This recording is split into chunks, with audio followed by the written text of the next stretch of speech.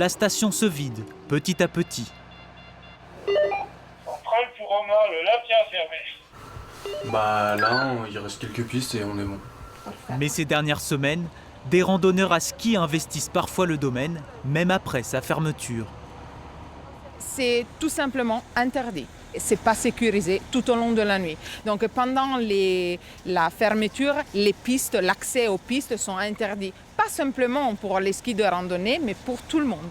Un risque lié au travail des dameuses. Je vais descendre m'accrocher dans le mur des bioles.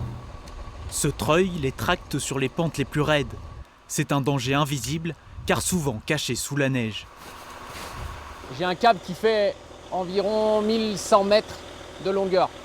Donc je peux déjà aller à plus d'1 kilomètre avec. Il est tendu, en mouvement et imprévisible. Il peut être redoutable pour les skieurs. Là, le problème sur une piste comme celle-ci, on descend très bas, c'est tout sinueux droite et gauche, il y a des virages. C'est impossible de repérer où est la machine et où est le câble, quoi. Des skieurs qui choisissent souvent les soirs de pleine lune. Cette nuit, Sébastien redouble de vigilance. Alors là, vous avez un skieur de rando. Du coup, vous voyez bien que le câble, il traverse complètement la piste. Et là, il a hauteur de tête, quoi.